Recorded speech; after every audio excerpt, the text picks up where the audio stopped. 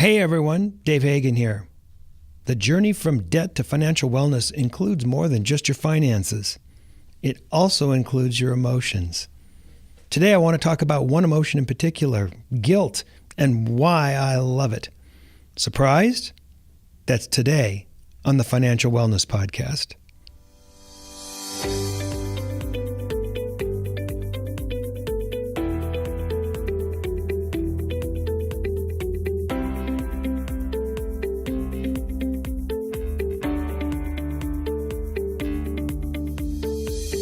Welcome to the Financial Wellness Podcast, Dave's weekly message to keep you on your path to the financial success.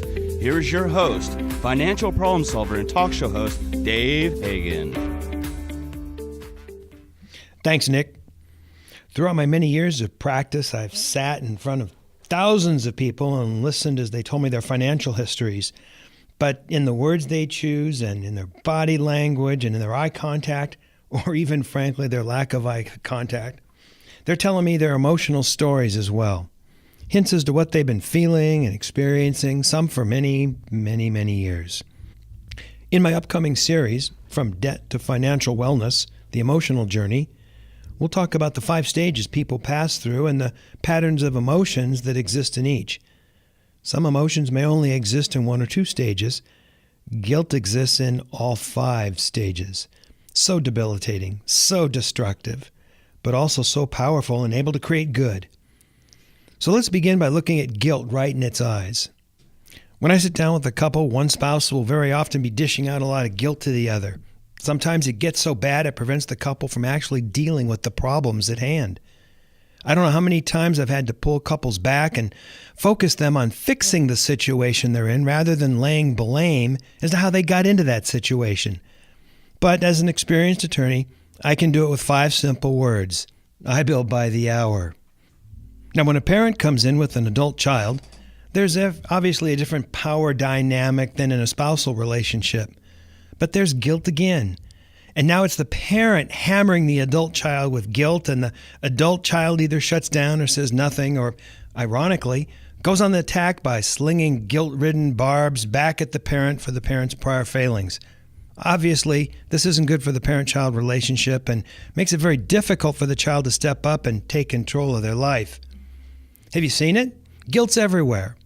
When walking around every day dealing with friends and even family, I see people whose most important life decisions and actions are controlled by guilt. Who they marry, where they live, what their career path might be. Guilt is driving their every action, and this guilt is sneaky.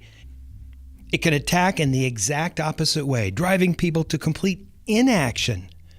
They're paralyzed by guilt and completely immobilized by their life journey. Getting these people to take some action, any action, is like trying to pull a mule down a narrow path.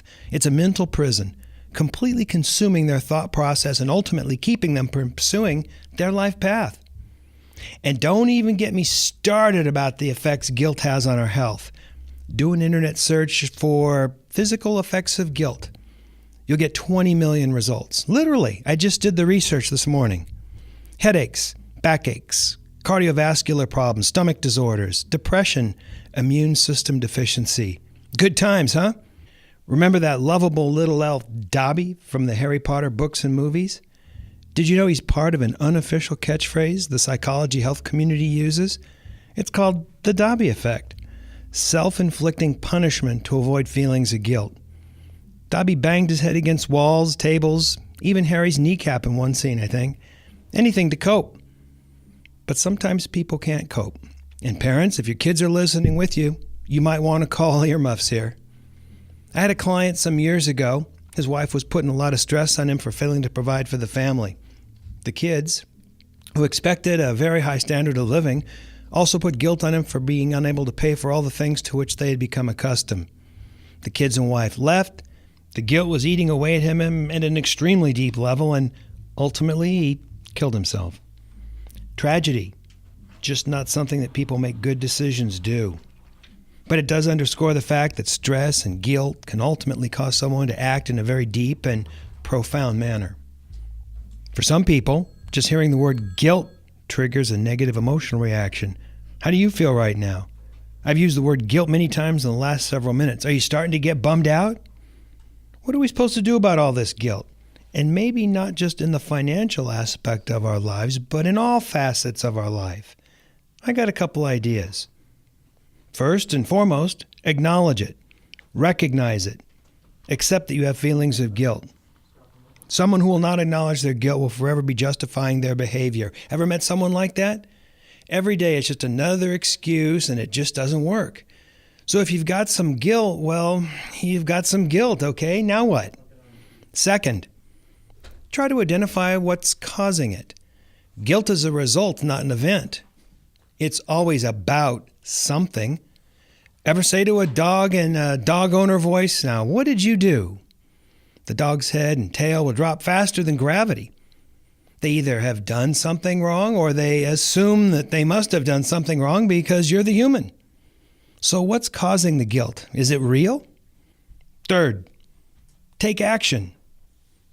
If you did do something wrong, and let's use a financial example here, an impulse purchase of something outside of your spending plan which you can't return. Now, was this purchase yet another instance of overspending? Or was it an isolated incident? If it's a one-time thing, acknowledge the guilt. Recognize that it was a boneheaded move. And as Elsa from Frozen would say, let it go. You're human. It happened. We move on. If it's not an isolated incident, then actually thank God, the universe, whatever you believe, for guilt. Guilt is like a low tire pressure indicator light, but for your life. That light's awesome. Why? Because it gives you information. You have an issue. Bad. You know you have an issue. Good. Good. Now you can take care of it on your terms, not someone else's. Like stopping at a gas station on a Saturday to fill that low tire versus blowing your tire out on the highway in rush hour. Now you've damaged the wheel and now you have to wait 2 hours for the tow truck to get to you. We're human. Guilt is going to be in our lives. So a long time ago, I made a decision about guilt. For me, I use business imagery and decided that guilt is my employee whose only job is to walk into my office and give me information. I take that information, I address the situation, I thank guilt for the heads up and send it back to its department. How about you? What imagery could you use to flip the switch on guilt and see it as an advantage to have? Something that's actually trying to help you and save you from future pain. And have some fun with it. It's your imagery. It can be whatever you want. By the way, in my imagery, guess what department guilt works in? Defense. This is Dave Hagan, and you're listening to the Financial Wellness Podcast. You've been listening to the Financial Wellness Podcast, Dave's weekly message to keep you on the road to financial success. If you'd like Dave to answer any of your questions, email them to dave@davidrhagan.com. If you like the podcast, you can subscribe to the podcast by hitting the subscribe button in your app. You will automatically get a reminder each time Dave uploads a new episode. Or you can use the app to share this episode with your friends and family. Let's listen in now as Dave answers some emails. All right, we're back. We've got some emails that we want to go through. We got a little bit of time today. I want to bring in Brian Reed, my good friend. Brian, you've been looking through the emails. You got something interesting? I do here. This is a woman who writes in, "Hi, Dave. I am a sophomore in college. Any advice on which credit card would be best for me?" Oh, that's an easy one. That's an easy one. The best card for her would be one that's got her parents' name on it. Anything but one that you are responsible for paying for. Absolutely. And, you know, I mean, maybe a student's going to have a credit card. Maybe it's a card on mom and dad's account. But after that, she really shouldn't have any. She really shouldn't need any credit cards. Go cash, have a reserve fund. Just don't be tempted. You know, I remember back in the day, my freshman year, first day signing up for classes, and there was a table there for a credit card company. And so I didn't know any better. I stopped. and I got myself one of these beautiful blue and white credit cards. And Let me guess, they were offering something with your school's logo and name on it as like a free T-shirt. it was a wonderful thing. Yep. It was a wonderful, wonderful thing. Happened to me. And before you know it, 2 months later, the credit limit, it's all run up. This was a while ago, so it was a $200 credit limit, and I had used it all for books and supplies and study stuff, and I carried that with me for 4 years, and tried to pay it down between undergrad and law school, and I was still paying on that when I graduated and started working as an attorney. So no credit cards. Credit card companies like to use students as an easy place to get new accounts because they know that a lot of times their parents will bail them out, and they know a lot of times students haven't really thought through getting a credit card and actually having to pay it off. So they haven't really gotten burned yet. Not yet. And they're new. Yeah. They're fresh meat for the credit card companies. Right. And what's her name is Sonia? Yeah. Yeah. Just be careful, Sonia. Long term, it's just try and avoid it if you can. Yeah. Maybe have one to start building credit. Now, and that's another thing we should probably find out. If you're actually going to get a credit card to start a credit line only to build your credit score, then that's one thing. If you have the discipline to not use the card or to just make one small purchase a month and make the payment, okay, then you are making a smart choice. You're building a credit history, and that can be to your benefit later on. But you've got to be careful, like Dave said, that balance will build up, and before you know it, you're paying a high interest rate and paying for things now that you enjoyed, 6 months ago. And best case scenario, get that card with your parents' name on it. Absolutely. All right, let's move on to another email. Our announcer Nick has been looking at some emails. So Nick, you have an email for me? Yeah, I do, Dave. This one says, "Dear Dave, my cousin Steve listens to your podcast, and I have become a quick admirer. I have a current predicament that I hope you could give me some advice to. I currently live in California, and I'm a senior in high school. My cumulative GPA is a 3.5, which is okay, and I've been accepted to a couple of California state schools, but I've been rejected from all of the University of California schools I applied to. My family does not have much money, but they will financially help me up to $10,000 per year, and anything above that will be on my shoulders. So based on this information is my question. Would you advise going to a community college for the first 2 years and then transferring to a Cal State or a UC? Or would it be worth it to spend a little extra money for the quote-unquote college experience and go straight to one of the Cal State schools I applied to? Thanks in advance, Hugo." All right, well, thanks for the email, Hugo. Let's see what we can come up with. We got Brian and Nick. We got myself. Let's see what we can put together for you. Off the top of my head, first and foremost, I'd say that going to a community college for 2 years is by far the best purchase that you can make in terms of education. The cost per unit's pretty inexpensive, and you can spend 2 years getting all the general stuff out of the way. And these are classes, by the way, that usually are not that interesting at a major university because they put a lot of kids in a big study hall. So if you're looking at just from the dollars and cents point of view, it makes sense to go to community college for a couple of years, but you do miss out on some things. Now, I don't know what the college experience means, but I imagine that community colleges have beer bashes and fraternities and sororities like anywhere else, I know they certainly have a full rack of sports, full complement of sports programs. Right. So, it's actually a good position for Hugo to be in. He's been accepted to both sides. He has options. Yeah. So he got options. Yeah. Yep. And in California, just so people that are outside of California don't know, the California state schools, pretty good schools. It's not the University of California, but California state schools, pretty good, and they're a pretty good buy. Certainly a lot cheaper than private schools. And you get a pretty good experience. You can live on campus. You can live off campus. I mean, you can get a pretty good experience at any of these state schools just as well. So I don't think you could go wrong, but I don't know. I think it could go either way. Yeah, I mean, me personally, I did the community college experience, and I still found to have this quote-unquote college experience. I was with other people my age at the time, which was 18. I was paying $18 a unit, and now I think it's around $25 to $30 a unit.